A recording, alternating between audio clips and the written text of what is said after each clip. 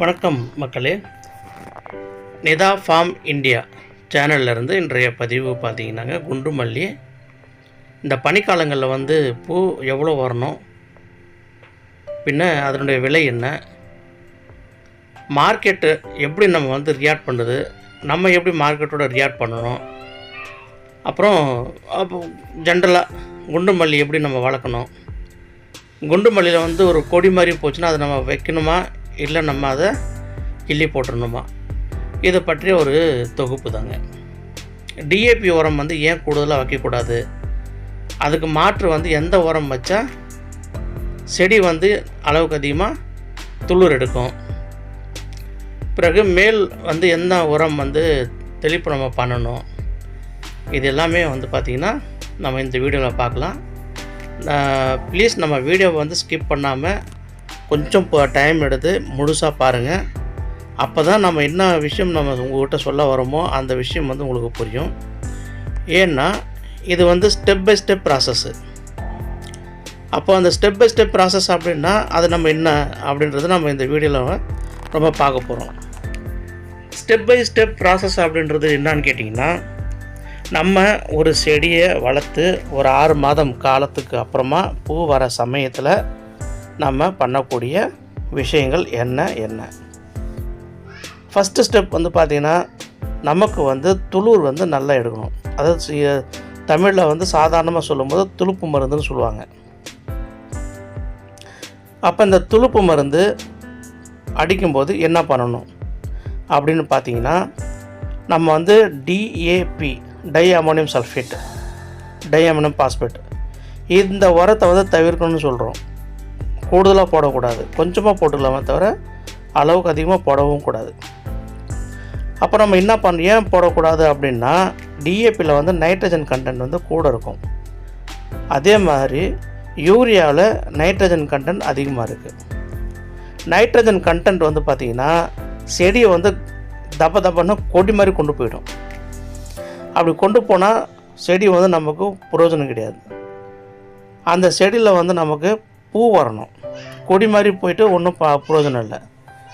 அப்போது அதை கொஞ்சம் தவிர்த்துடணும் இல்லைங்களா. யூரியாவை அறவே தவிர்த்தா நல்லது. டிஏபி கொஞ்சம் போட்டால் போதும். இப்போ நம்ம இதுக்கு மாற்று என்ன பண்ணணும் அப்படின்னு பார்த்தீங்கன்னா, ஃபேக்டாமஸ் போடலாம். ஏன்னா ஃபேக்டாமஸ் காம்ப்ளெக்ஸ் வரும். ஏன்னா ஒரு செடிக்கு காம்ப்ளெக்ஸ் உரம் ரொம்ப ரொம்ப அவசியம். அதனால் ஃபேக்டாமஸ் போடலாம். கொஞ்சம் கூடவே டிஏபி சேர்த்துக்கலாம். இது கூட எல்லாம் சேர்த்ததுக்கப்புறமா கொஞ்சம் பொட்டாஸ் கலவை அது கொஞ்சம் சேர்த்துக்கணும். இதெல்லாம் நீங்கள் சேர்த்துக்கிட்டிங்கன்னா நீங்கள் அடி உரம் வச்சிங்கன்னா சிறப்பாக இருக்கும். ஃபேக்டாமஸ் எவ்வளோ போடலான்னு பார்த்தீங்கன்னா, ஒரு ஏக்கருக்கு 10 கிலோ போதும். பிறகு டிஏபி பார்த்திங்கன்னா ஒரு 10 கிலோ ஒரு ஏக்கருக்கு போடணுன்னா ஒரு 5 கிலோ போட்டுருக்குங்க போதும். அதேமாரி பொட்டாஸ் கலவை இது அது ஒரு 10 கிலோ ஒரு ஏக்கருக்கு. இதெல்லாம் கலந்து நீங்கள் ஒரு 1 அல்லது 2 கைப்பிடி நீங்கள் செடிக்கு பக்கத்தில் நீங்கள் போட்டுக்கிட்டே இருக்கணும். இது நம்மளுடைய செல்வாக்கு பொறுத்து ஒரு 10-15 நாளுக்கு ஒரு முறை போட்டால் நல்லது தான், இல்லை 20 நாள் ஒரு மாதத்துக்கு ஒரு முறை போட்டாலும் நல்லது தான். ஒரு இன்ட்ரெஸ்டிங்கான ஒரு தகவல் சொல்கிறேன் பாருங்கள். நம்ம பூ போடுற அதே கடையில் நம்ம ஒரு ஜென்ரல் என்கொயரி எப்பவுமே பண்ணிக்கிட்டே இருப்போம். ஏன்னா ஒரு காம்படிஷன் மாதிரி தானே, ஒரு ஆரோக்கியமான காம்படிஷன் தான் இது. போட்டி இல்லை, ஒரு ஆரோக்கியமானது. அப்போது இப்போ நம்ம இருக்க ஏரியாவை பொறுத்த வரைக்கும் மல்லிகைப்பூ அதிகமாக போடுறது நம்ம தான். நம்ம இருக்கிற ஏரியாவில் ஒரே ஒரு கடை தான் அந்த கடையில். இப்போது திருவண்ணாமலையில் நம்ம இருக்கிற ஏரியா பார்த்திங்கன்னா, திருக்கோவிலூர் பாண்டிச்சேரி போகிற ரோட்டில் நம்ம நிலம் இருக்குது. இன்னொரு சைடு பார்த்திங்கன்னா செங்கம், தருமபுரி, கிருஷ்ணகிரி போகிற ரோடு. அனதர் சைடு வேலூர் போகிறது. அனதர் சைடு பார்த்திங்கன்னா விழுப்புரம், திண்டிவனம் அந்த பக்கம் போகிற ரோடு இருக்குது, மேல்மருவத்தூர். இப்படி இது பார்த்திங்கன்னா திருவண்ணாமலை சென்டரில் இருக்குன்னா ஒரு 4 ரோடு இப்படி பிரியும், மேஜராக பிரிகிற ஒரு 4 ரோடு. இப்போ நம்ம செங்கம் போகிற வழியில் ஒரு விவசாயி ஒருத்தர் பார்த்திங்கன்னா நமக்கு நிகராக பூ ஒருத்தர் போடுறாரு அப்படின்னு சொல்லி அவர் சொன்னாங்க. அப்படி நம்ம ஜென்ரலாக அப்படியே என்கொயரி பண்ணும்போது பார்த்தா, நம்ம 7 நாளைக்கு ஒரு தடவை உரம் இது மேல் ஸ்ப்ரே பண்ணுறோம். அவர் பார்த்திங்கன்னா தேவைப்பட்ட வாரத்தில் 3 நாள் ஸ்ப்ரே பண்ணுறாரு. ஒரு 10 நாளைக்கு ஒரு தடவை உரம் போடுறாரு. ஆனால் மாதம் லட்சங்களில் அவருக்கு பில்லு போகுது. அது பார்த்திங்கன்னா எதுக்கு இந்த தகவல் உங்கள்கிட்ட நான் பரிமாறுறேன் அப்படின்னு பார்த்திங்கன்னா, இந்த தகவல் பார்த்திங்கன்னா வருமானம் வர்றதுக்கு முன்னாடியே நம்ம யோசிக்கிறத விட வருமானம் எப்படி வரணும் அப்படிங்கிறத நம்ம என்ன பண்ணணுன்றதை நம்ம இதில் பார்க்கணும். அதேமாதிரி ஸ்ப்ரே பார்த்திங்கன்னா புழு தாக்குதல், மெயினாக இலை முடக்கு, வெள்ளைப்பூ, இது எல்லாம் பிரச்சனை தான். இதுக்கு நம்ம என்ன தீர்வு பண்ணணும்? தைமத்தேசியம், இமாஜின் பஞ்சசைட்டு, எக்லாஸு, பிறகு பார்த்திங்கன்னா எக்ஸோடேஸு, இது அப்புறம் மோனோக்ரோட்டோபாஸு, சாப் பவுட்ரு, இதெல்லாம் பெஸ்ட்டு மருந்து. கிரேசியா எல்லாமே ஒன்றா சேர்த்து அடிக்க தேவையில்ல. சொன்ன மருந்துகளில் 2-3 மருந்து சேர்த்து வச்சுக்கிங்க. அதில் போட்டிருக்கோம். நீங்கள் சொன்ன எல்லா மருந்தும் நீங்கள் வாங்கி நீங்கள் எல்லாம் கூகுளில் நீங்கள் ட்ரை பண்ணி பார்த்தீங்கன்னா உங்களுக்கு அதிலே போட்டிருப்பாங்க. இன்செக்ட் ஆசிடு, ஃபங்கஸ் ஆசிடு போட்டு வச்சுருப்பாங்க.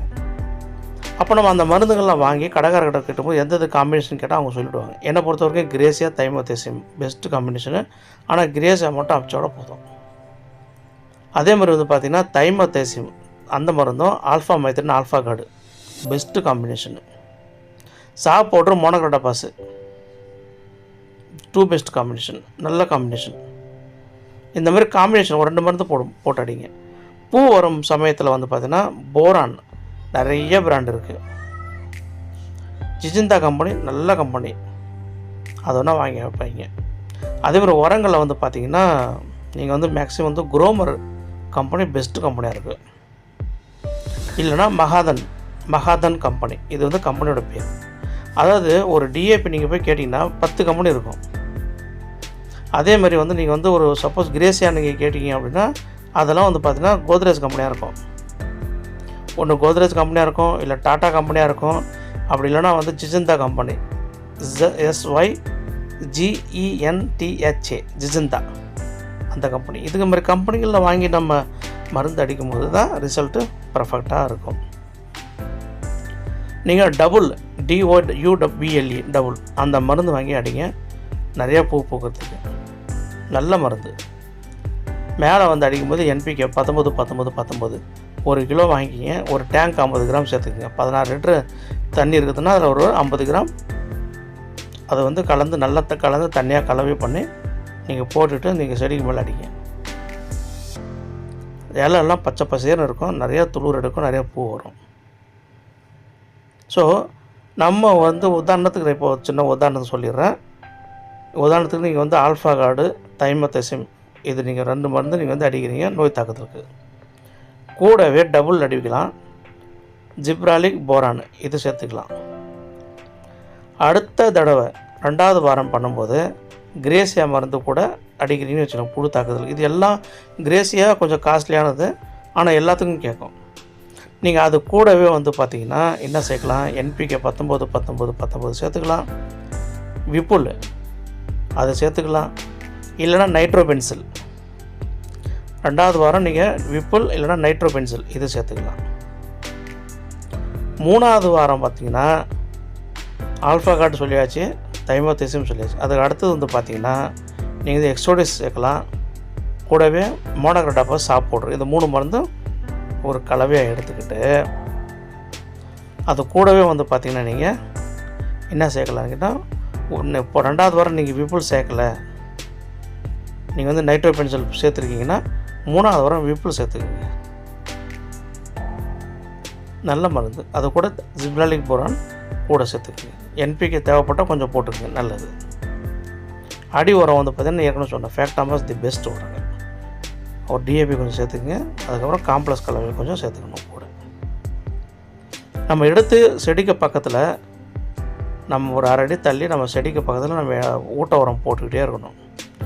நல்ல ஒரு தெளிவான ஒரு விஷயம் என்னான்னு கேட்டிங்கன்னா, நம்ம தோட்டத்தில் கிட்டத்தட்ட 1 வருடம் தாண்டினா தான் நமக்கு ரிசல்ட்டே வரும், நல்ல ரிசல்ட்டு. அதுக்கு முன்னாடி வரைக்கும் யாராவது தோட்டம் இருக்குது அப்படின்னா, பூ வரல அப்படின்னா ஒன்றும் கவலைப்படாதீங்க.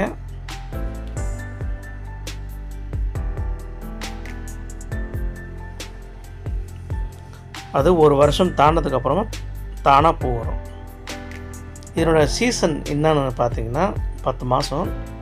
ஆனால் நம்ம தொடர்ந்து அடி உரம் வந்து நல்லா கொடுக்கும்போது நமக்கு அந்த ப்ரொடக்ஷன் வந்து ஓரளவுக்கு வந்துக்கிட்டு தான் இருக்கும். அக்டோபர், நவம்பர், டிசம்பர், ஜனவரி மாதங்களில் பூக்கள் வந்து கம்மியாக பூக்கும். அதுக்கு முக்கியமான காரணம் சூரிய ஒளி அதில் அதிகமாக இருக்காது, பனி வந்து அதிகமாக இருக்கும். மல்லி செடிக்கு பனி ஒத்துக்காது. மல்லிக்கு வந்து நல்லா ஹீட் வேணும், நல்லா சூடான இருக்கிறப்ப தான் மல்லி வந்து நல்லா வரும். அதாவது ஏப்ரல், மே, ஜூன், ஜூலைலாம் நல்லா ப்ரொடக்ஷன் வரும். சூடு சமயத்தில் அப்படியே போக கிளைமேட் சேஞ்ச் ஆகும்போது அதனுடைய ஈல்டு வந்து குறையும். நவம்பர், டிசம்பர்லாம் வந்து பார்த்திங்கன்னா சுத்தமாக நல்லாவே குறையும், ரொம்ப குறைஞ்சிரும் ஈல்டு. ஆனால் ரேட்டு வந்து பார்த்திங்கன்னா 250 ரூபா ஒரு கிலோ மல்லி நம்ம போட்டிருப்போம் முன்னாடி. அதே மல்லி 2500 ரூபா விற்கும். ஒரு கிலோ பூ வரதும் 10 கிலோ பூ வரதும் சரிசமம். ஏன்னா மல்லி எங்கேயுமே இருக்காது. வரது வந்து பார்த்திங்கன்னா ஒரு 1/2 கிலோ, 1 கிலோ, 1.5 கிலோ, 2 கிலோ, அதுவும் ரொம்ப தேர்ந்தெடுத்த விவசாயிகள்கிட்ட வரும். நம்ம மருந்தும் அடி உரமும் நம்ம சரியாக பண்ணலை அப்படின்னும்போது நம்ம இயற்கையாகவே மல்லி வராது. மல்லிக்கு ஆல்ரெடி டிமாண்ட் அதிகமாக இருக்கும். அதனால் அந்த விலையை வந்து நமக்கு போகும் மார்க்கெட்டில். அது நாங்கள் வந்து ஒரு 1200 வந்து காக்கடான் மாற்றுப்பயிர் வந்து பண்ணியிருக்கோம். எல்லா செடியும் 4க்கு 4 இடைவெளி தாங்க நட்டோம். 1 அடி ஆழம், 1 அடி அகலம், இதுதான் குழியோட சைஸு. ஒரு குழிக்கு வந்து நாங்கள் வந்து 5 செடி நட்டுருக்கோம், 4 செடி நட்டுருக்கோம். அதை விட கம்மியாக மட்டும் நட்டுறாதீங்க. சில பேர் 3 செடி சொல்லுவாங்க, தயவுசெய்து நட்டுறாதீங்க. நம்ம எந்த அளவு செடி வந்து சேர்த்து வச்சு நட்டுறோமோ அந்த மாதிரி தான் செடி வந்து படரும். அந்த செடி வந்து பார்த்திங்கன்னா ஒரு வருஷத்தில் தாண்டும் போது நல்லா ஒரு ஆள் உயரத்துக்கு வளர்ந்துடும். அது 2வது, 3வது வந்து பார்த்திங்கன்னா ஈல்டு வந்து நல்லாயிருக்கும்.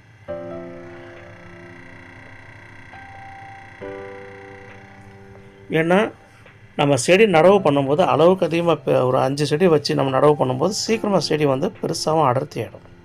அதுதான் காரணம். அது பிறகு வந்து பார்த்திங்கன்னா ஒரு 6 மாதம் நம்ம செடி இப்படியே வளர்க்குறோம். கூட நீங்கள் என்ன பண்ணலாம், இயற்கை உரங்களில் ஆட்டு மாட்டு தொழு உரம் போடலாம். கொஞ்சம் ரொம்ப அளவுக்கு அதிகமாக நோய் தாக்குதல் அதிகமாக இருக்குது அப்படின்னா வேப்பம் புண்ணாக்கு கரைசல் நீங்கள் போடலாம், மணிலா புண்ணாக்கு கரைசல் போடலாம். போட்டு நம்ம செடிக்கு பக்கத்தில் நல்லா போட்டுட்டு வேப்பம் புண்ணாக்கு ஸ்ப்ரே வந்து செடிக்கு மேலே நம்ம ஸ்ப்ரே பண்ணோம்னா இன்னும் கொஞ்சம் எக்ஸ்ட்ரா பெனிஃபிட்டு. எந்த நோய் தாக்குதல் மாவு பூச்சிலாம் இருந்தால் கட்டுப்படுத்துகிறோம். அதேமாரி நம்ம செடியில் மருந்து அடித்து கட்டுப்படுத்த முடியல அப்படின்னா, சின்ன இடமா இருக்குதுன்னா, ஒரு 20 சென்ட் 10 சென்ட் இருக்குது அப்படின்னா நம்ம அதை வந்து எந்த இடம், எந்த செடி, எந்த பூ வந்து அஃபெக்ட் ஆகிருக்க பூச்சியில் இருந்தால் அதை கிள்ளி போட்டுருங்க. அது வளர விடாதீங்க. வளர விட்டு நம்ம வந்து மருந்து அடித்தா தான் பயங்கரமான லாஸ் நமக்கு. ஒரு 2000 ரூபா 3000 ரூபாயில் செலவு பண்ணுற மருந்து நமக்கு பிரச்சனை வந்ததுன்னா கிட்டத்தட்ட அது 5000 6000 போயிடும். ஏன்னா நம்ம மருந்து அடிக்கும்போது நல்லா ப்ரெஷர் கொடுத்து அடிக்கணும். இருக்கிற அந்த பூச்சி இல்லை புழு எதாக இருந்தாலும் நம்ம தரையில் பட்டு விழுந்து செத்துடணும்.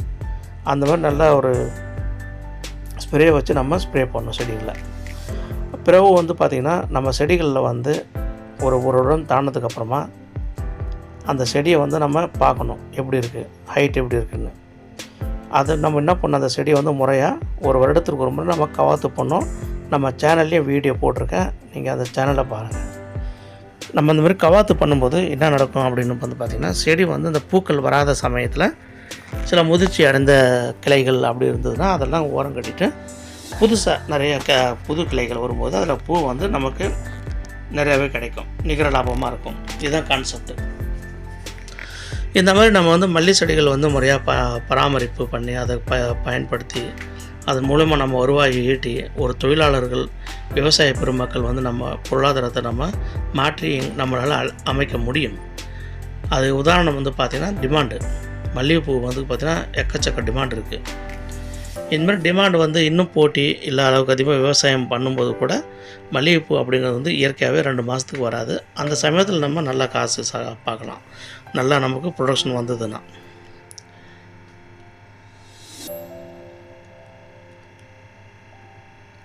நம்ம மல்லி செடிகள்லாம் வந்து பார்த்திங்கன்னா களை இல்லாமல் பார்த்துக்கணும். ஏன்னா இப்போ திருவண்ணாமலை மாவட்ட சைடில் வந்து பார்த்திங்கன்னா கண்டினியூஸாக மழை இருக்குது. அதை வந்து நம்ம வந்து அரெஸ்ட் பண்ணணும். களையெல்லாம் கொஞ்சம் இல்லாமல் பார்த்துக்கணும். ஏன்னா களை இருந்தாலே அது மல்லி செடிக்கு வந்து பூச்சி தாக்குதல் அதிகமாக இருக்கும்.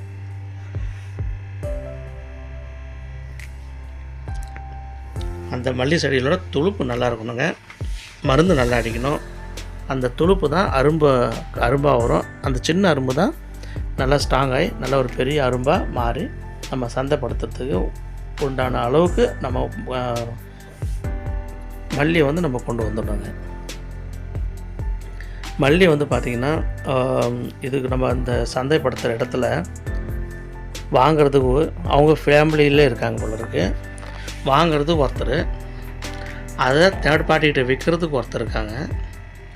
அவர் தேர்ட் பார்ட்டிக்கிட்ட யாரெல்லாம் கொடுத்தோமோ பைசா வசூல் பண்ணுறதுக்கு ஒருத்தர் இருக்காங்க. இப்போ அந்த மாதிரி ஒரு ஆர்கனைசேஷன் பண்ணி தான் அந்த பூ கடையில் வந்து பண்ணிகிட்ருக்காங்க. ஏன்னா லட்சக்கணக்கில் வந்து டேர்ன் ஓவர் அவங்களுக்கு. ஒரு விவசாயி வந்து லட்சங்களில் வந்து வாங்குறாங்க அப்படின்னா ஒரு 10 விவசாயியாக இருக்கட்டும் பேச்சு. மாதமே லட்சம் வாங்குறாருன்னா ஒரு மாதத்துக்கு 10 லட்ச ரூபா டேர்ன் ஓவர் இருக்குன்னா அவங்களுக்கு எந்த அளவுக்கு வருமானம் ஈட்ட முடியும். நம்ம கஷ்டப்பட்டு நம்ம உழைச்சி நம்ம ஒரு பூ உருவாக்குறோம்.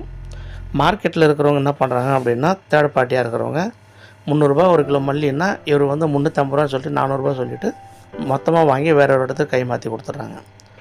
ஸோ ஒரு 300க்கு 400 ரூபா சொன்னால் கூட நம்ம ஒரு 100 கிலோ பூ நம்ம கொண்டு போய் போடுறோம் அப்படின்னா நமக்கு ஒரு கிலோவுக்கு 100 ரூபா நமக்கு லாபம் கிடைக்கும் போது நீங்கள் நினச்சி பண்ணி பாருங்கள். அதனுடைய 10 கிலோவுக்கு 1000 ரூபாய் ஆகிடும்.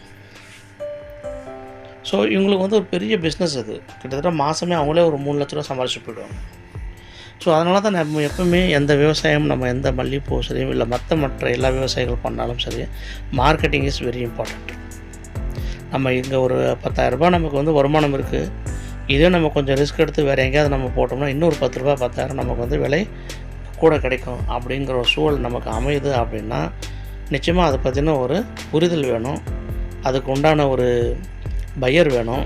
அந்த பையர் வந்து நமக்கு காசு வாங்கி நம்ம பொருள் சப்ளை பண்ணுறோம், அவர் வந்து நம்ம காசு வந்து கரெக்டாக ரிட்டர்ன் பண்ணணும். இதுதான் நமக்கு வேண்டியது. இதெல்லாம் நம்ம அனலைஸ் பண்ணோன்னா நமக்கு ஓரளவுக்கு புரிய ஆரம்பிக்கும். ஆனால் நான் ரிஸ்க்கு இப்போ எடுக்கலைங்க. நான் வந்து அந்த பூக்கடையில் தான் டைரெக்டாகவே போடுறேன். இன்னும் நான் அந்த தேர்ட் பார்ட்டி பையர்கிட்டலாம் நான் பேசலை. பட் ஆனால் கன்ஃபார்ம்டாக அடுத்த வருஷம் இது வந்து நான் ஆரம்பிப்பேன். நான் இப்போ அது அண்டர் அப்சர்வேஷனில் தான் எல்லாமே வச்சுருக்கேன். எப்படி பண்ணணும் ஏது பண்ணணுன்ற ஒரு டீட்டெயில் நான் கேதர் பண்ணிகிட்ருக்கேன். ஸோ இதுதான் நம்ம வந்து விவசாயத்தில் நம்ம டே டு டே நமக்கு பணம் கிடைக்கக்கூடிய ஒரு விவசாய முறை அப்படின்னு பார்த்திங்கன்னா மல்லி தான். காய்கறி கூட கிடைக்கும். காய்கறிகள் கிடைச்சதுன்னா ஒரு 3 மாதம் 90 நாள் காய்ச்சிட்டு ஒரு தக்காளி, வெங்காயம், வெண்டை, அவரை இல்லை கத்திரிக்காய் இது எதுவாக இருந்தாலும் சரி, அதிகபட்சம் வந்து பார்த்தீங்கன்னா ஒரு 120 நாள் தான். பிறகு நீங்கள் அந்த செடியெல்லாம் நீங்கள் வந்து டிஸ்ட்ராய் பண்ணிவிட்டு மறுபடியும் நீங்கள் ஏற ஓட்டணும். மறுபடியும் அந்த நாற்று கொண்டு வந்து நடவு பண்ணிவிட்டு மறுபடியும் ஒரு 45 நாள் வெயிட் பண்ணணும். ஸோ நமக்கு அந்த 45 ப்ளஸ் அந்த ப்ராசஸிங் ஒர்க்கு, ஏர் ஓட்டுறது, செடி கொண்டு வந்து நடுறது, இதெல்லாம் அது ஒரு 15 நாள். ஸோ 60 நாள் வந்து ஒரு கிராப்புக்கு நமக்கு 60 நாள் வேஸ்ட்டாக போய்டும். 60 நாள்னால் 2 months. அப்போ நம்ம வந்து கிட்டத்தட்ட நம்ம ஒரு 2 கிராப் 3 கிராப் பண்ணுறோம் அப்படின்னா ஒரு 3 மாதம் 9 மாதம் அப்படின்னு பார்த்தா கூட நமக்கு கிட்டத்தட்ட 3 கிராப்புக்கு 6 மாதம் வேஸ்ட்டாக போய்டும். ஸோ 15 மாதம். அப்போ நம்ம 3 கிராப் கூட நம்மளால் பண்ண முடியாது அப்படிங்கிறத விட அந்த கிராப் வரணும். 2 மாதம் ஆகிடும் கிராப் வந்து நம்ம செல் பண்ணுற அளவுக்கு டைம் ஆகும். ஆனால் மல்லியை பொறுத்த வரைக்கும் அப்படி இல்லை. ஒரு வருஷம் நீங்கள் வந்து கஷ்டப்பட்டு நீங்கள் வளர்த்துட்டு செடிகள் வந்து நீங்கள் வந்து நல்ல ஒரு ரேஞ்சில் நம்ம வளர்த்துட்டோம்னா 15 வருஷம், 1 வருஷம் 2 வருஷம் இல்லைங்க, கிட்டத்தட்ட 15 வருஷம் நம்ம மல்லி கண்டினியூஸாக அதே மல்லி கண்டினியூ பண்ணலாம். ஒன்லி நம்ம பராமரிப்பு மட்டும்தான். களை இல்லாமல் பார்த்துக்கிறது, உர மேலாண்மை, நீர் மேலாண்மை, மேலே வந்து செடிகளுக்கு மேலே வந்து தெளிப்பான் மேலாண்மை, ஸ்ப்ரே மேனேஜ்மெண்ட், வாட்டர் மேனேஜ்மெண்ட், வீடு கண்ட்ரோல் மேனேஜ்மெண்ட், மார்க்கெட்டிங்ஸ் எல்லாம் நம்ம பண்ணணும். இந்தமாதிரி பண்ணும்போது நமக்கு பொருளாதாரமும் வாழ்க்கையில் மேன்மேலும் வந்து நல்ல ஒரு நிலைமைக்கு நம்ம போகலாம். இதுதான் நண்பர்களே நம்ம மல்லி செடியை பற்றி நம்ம நீங்கள் தொகுப்பு. இந்த வீடியோ நிச்சயமாக உங்களுக்கு பிடிச்சிருக்கும்னு நினைக்கிறேன். மேக்ஸிமம் நான் என்ன சொல்ல வந்தேனோ அது எல்லாமே உங்கள்கிட்ட தெளிவாக சொல்லிட்டேன். நம்ம சேனலில் பிடிச்சிருந்தா நீங்கள் ப்ளீஸ் லைக் பண்ணுங்கள், ஷேர் பண்ணுங்கள் அண்ட் சப்ஸ்கிரைப் பண்ணுங்கள். நம்ம சேனலை பற்றி நிறைய பேருக்கு தெரிவிங்க. விவசாய பெருமக்கள் நம்ம எல்லாம் ஒன்றுபட்டு மேன்மேலும் விவசாயத்தில் சிறந்து விளங்குவோம் அப்படின்னு சொல்லி கேட்டுட்டு, நம்ம சேனலில் தெரியாதவங்களுக்கு கொஞ்சம் தெரியப்படுத்துங்க. இந்த விவசாய முறையை வந்து எல்லாருக்கும் போய் சேரணும், அதான் நம்மளுடைய நோக்கம். ஏன்னா நிறைய பேருக்கு விஷயம் தெரிஞ்சிருந்தாலும் நிறைய பேர் வெளியில் சொல்ல மாட்டேன்றாங்க. டிஏபிக்கும் வெக்டாமஸுக்கும் என்ன டிஃப்ரெண்ட் கேட்டால் கூட தெரியாதுன்னு சொல்லிடுறாங்க சிம்பிளாக. அவங்களுக்கு உண்மையிலே தெரியுமா இல்லை தெரியாதான்னு தெரியாது. பட் நிறைய விவசாய அனுபவம் வாய்ந்தவங்க கூட சொல்ல மாட்டேன்றாங்க. பட் அதை நம்ம வந்து பிரேக் பண்ணணுங்கிற ஒரு எண்ணத்தில் தான் இந்த சேனலோட பதிவுகள் எல்லாமே கண்டினியூஸாக நம்ம போடுறதுங்க. நன்றி நண்பர்களே, தேங்க்யூ ஸோ மச். நம்ம மீண்டும் மற்றொரு வீடியோவில் சந்திப்போம். நம்ம இது வரைக்கும் நம்ம ஆதரவு தந்த, நமக்கு சப்போர்ட் பண்ண நம்ம எல்லா நண்பர்களுக்கும் நன்றி. Thank you so much. Please subscribe to my channel.